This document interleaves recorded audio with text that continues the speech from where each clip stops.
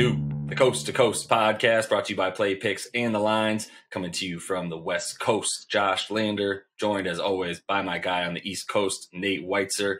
We are looking at Wednesday night's NBA playoff slate. A nice set of games as the Wizards were able to pull off a Game 5 after winning Game 4. We did not have a winner for our gift card in that Jazz Grizzlies game, as Donovan Mitchell and John Morant scored 53 points. A bunch of people danced around it, but did not quite get that 53 number. Make sure you are liked and subscribed to the video and jump in the comments as we're going to offer you another prop here in just a minute off the top of the show. And as always, if you still need a FanDuel or DraftKings account, head to fdpicks.com or dkpicks.com. Find all those local listings and NBA promos that are available for the playoffs right now. Nate, let's jump into those lines for Wednesday night. 4 games on the slate tonight. Should be pretty exciting stuff. Beginning with the Wizards, +6 at the Sixers. Despite the absence of Joel Embiid, he is all but ruled out with that awkward-looking knee buckle. The Sixers are going to just hope that they can win this series and get him right for the next series. Total for that game is around 230 right now. Then your Knicks, trying to avoid elimination at home. They are 1.5-point favorites at the moment, despite getting handled in Atlanta. And the total for that game, 207.5. Then the Grizz are up to 9.5-point dogs as that series moves back to Utah. Total is 225. Memphis +375 to extend the series on the money line. And finally, the Mavs, after getting ass kicked in Game 4, are +7 at the Clippers. Total of 217. The Mavericks, obviously sizable underdogs because Luka Doncic is hurt. He's got a nerve issue in his neck, and I don't know if he can get some of that tough juice that Chris Paul drinks. But what do you think, Josh? Can he be himself in Game 5, and how do you see that game going? Yeah, I don't have any access to any health reports that anybody else does, in the public. So I'm not quite sure how he's going to come out. I just know that if he's not at least, I don't know what percentage I'd give him, but if he's not close to, really healthy, let's say, and capable of pulling off some magic, pulling off some more, really, really solid, incredible MVP style performances like he did in games 1 and 2, this team doesn't have a shot. Basically because on the other side of the ball, you're gonna be seeing two guys bringing it to you in a way that they did in games 3 and 4, and Paul George and Kawhi. And before I forget, let's just go ahead and let everyone know that is our gift card prop for this show. What do you think the combined point total will be of Paul George and Kawhi Leonard in that Game 5 against the Mavs? Make sure you are liked and subscribed to the page to be eligible. Jump in the comments and let us know that total. I'm going to be taking some overs, honestly, with those two guys in this game. I think we've seen them really turn a corner, similar to how they honestly did in the last season's series against the Mavs in the postseason, and when they really just turned around and then ran away with things at that point. Interestingly enough, Kawhi Leonard and Paul George guarded Luka less in games 3 and 4 than they did in games 1 and 2, and they were actually more effective in games 3 and 4. They guarded him for a total of 8 minutes of the Mavs offense, combined to have him go 2 of 11 with 6 points. And really, what ended up happening is he was unable to find other guys. Obviously, his assists went down, and that's mostly due to the fact that other guys on the Mavs, their shooting percentages went way down. As a team in games 3 and 4, they shot 34% from the field, 16% from 3. Tim Hardaway Jr. specifically fell off a cliff. He's averaging in those 2 games 8 points in that 31 minutes, shooting about 20% from 3 himself. And really Boban at this point has been their 3rd leading scorer. That is not a typo. Boban has about 12.5 points in the last 2 games in about 14.5 minutes. Good enough for 3rd. That's Kristaps is barely beating him, averaging about 13.5 in those last 2 games. Really, it's just coming down to what we've been waiting to see, which is 2 of the best wing defenders of their era actually imposing their will on a team that, they do have a generational player in Luka. Obviously, if he's not, really, let's just say 100%, there's no reason to think that the continued success, that the success won't continue for the Clippers that they found in the last couple of games. So I am going to continue to look for Kawhi, who has been insane recently in his last 2 games specifically. His splits are 75, 62, 92. I'm not even sure what that means. That's insane that he's shooting 75% from the field, 62% from three. I think you'll continue to see that for him. So I'm going to look for him and PG to continue their pace. I'm going to go over 43.5 points, rebounds, and assists for Kawhi, and over 38.5 points, rebounds, and assists for PG. And, you might consider Luka under. I don't know if I want to go under 29.5 points for him, although that is even money. If you take the under there, slightly worse odds if you take the over. But I do think that, his inability to pass and make long cross-court passes, that's when he came up wincing. It seems that motion of passing right now is what's drawing, having that nerve damage go up into his neck and really cause him to wince and just lean over. So I think he feels more comfortable shooting. His points might be not as much in jeopardy as the rest of his total with. If you want his points, rebounds, and assists under, that's where I would look to target Luka's injury. Yeah, that's a great point because, that's what the Mavs do to threaten other teams, right? Is the fact that Luka can just spray the ball all over the court. You can't load up on him at all. Now you kind of can, and you can have Kawhi and PG be the help defenders. And this is, just kind of a confluence of a perfect storm for Dallas, where they might have gotten the elbow anyway, right? The same way the Clippers did last season, playing it cool in the first two games, then responding to the pressure. And those two guys in particular are really feeling the pressure and responding to it. So I like the call on taking their props because they have to deliver right now, or it's just an utter embarrassment. It's like the entirety of NBA Twitter is just waiting for Paul George to miss shots so they can take shots at him. And they've been clutch. I have no problem taking the Clippers -7 in this spot. Could be wrong.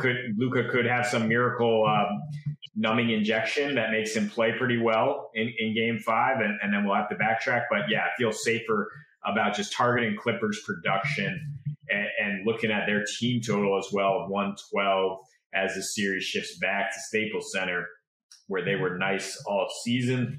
And the Sixers were nice all season at home as well, but they're going to be without their big man. And they are 10-11 with a -0.3 net rating in games without Embiid this season versus 39-12 with an 8 net rating. Their defensive rating jumps 3 points per 100 possessions, and they score 4 points per game fewer. Without Embiid, I think Ben Simmons and Tobias Harris are obviously going to carry more of the load. I think the pace might actually increase because of that as the Sixers try to go faster. So one of my favorite targets is the over in first quarter here, 58.5 points. You could look at the first half as well. These teams were 5th and 7th in first half scoring all season. This series has been played at the fastest pace in the NBA playoffs thus far.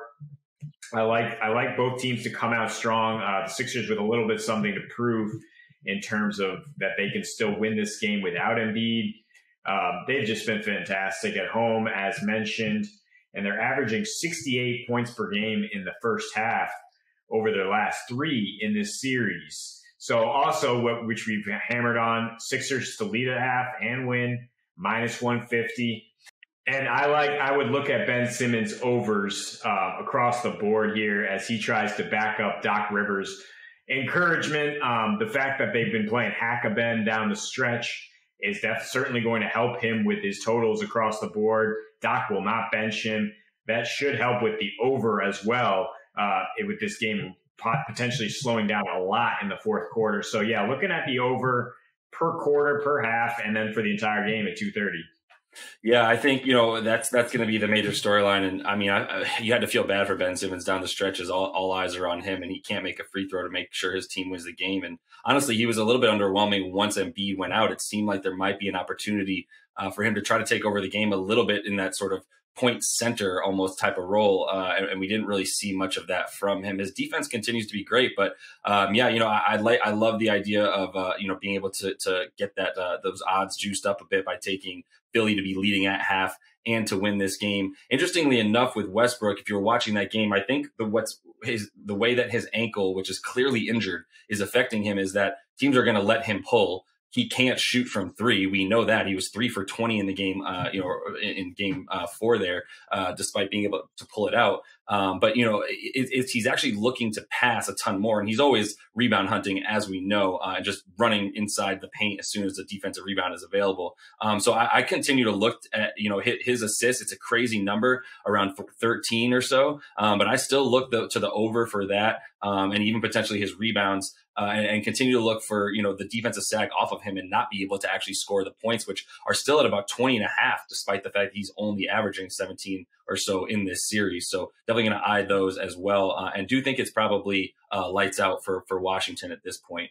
A team that I'm hoping it's not lights out for is my New York Knicks. I just don't have any reason to believe that they have the legs to continue this series, honestly. And it's interesting that you can still get the Hawks and 2 points in this game. It's about 1.5 most books, but I think it's going to continue to hover right around there. And honestly, there's been a small segment of this entire series in game 2 that was about 6.5 minutes where Trae Young did not play, that the Knicks really gained momentum in game 2 and were able to pull out their only win of the series. Other than that segment of time, they have not been able to do anything against this team. On offense specifically, they're averaging 99 points in the series, on about 32% from 3, 40% from the field. It's really, really just bad. And honestly, I think it's time we give the credit to Atlanta a bit more than we have, aside from just the fact that Julius Randle hasn't found his shooting. We've seen them throw a second defender at him. We've seen what the difference in their lineup is when you have both Danilo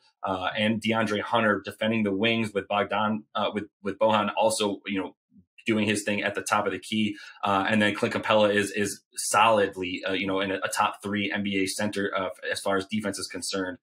So, really what they've been able to do on defense is just as much the story as what the Knicks have not been able to do on offense. Obviously, Randall, the biggest story, considering that he's at 17 points a game, 11 boards, but 27% from the field and 4 turnovers. Derrick Rose has been doing his thing. So it's helped them at least keep this game to under 20 points. The margin at least, but getting 2 points from Atlanta, I'll go ahead and just take the money line, which is slightly better than even money right now, and feel very good taking the points, which is not even that much worse in terms of the odds there on DraftKings and FanDuel. And then a couple of the props, I do think Derrick Rose will continue to have about 20 points, which is his over under. There's 19.5. And then Trae Young, look, when he's on the floor, they're not doing anything to even come close to even containing him. They're letting him get in the paint and hit that floater at will.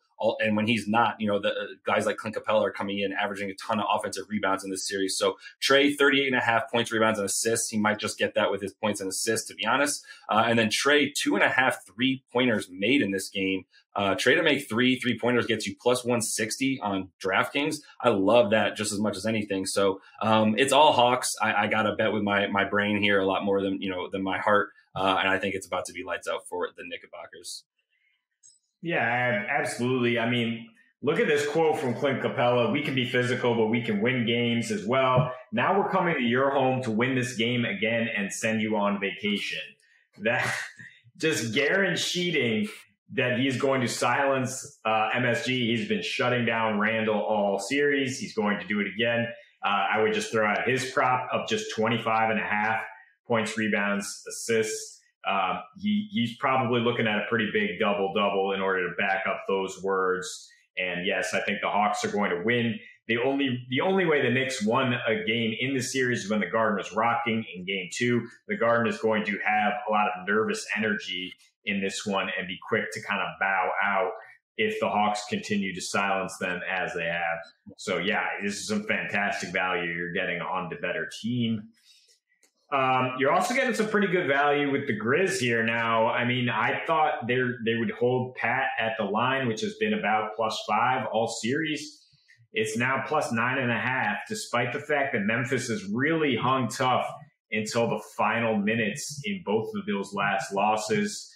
If not for a couple of clutch Mike Conley threes, we could be looking at, a final possession or two deciding that game. Yes, Utah is absolutely fantastic at home. The top net rating and defensive rating, while winning 16 of their last 19 at home.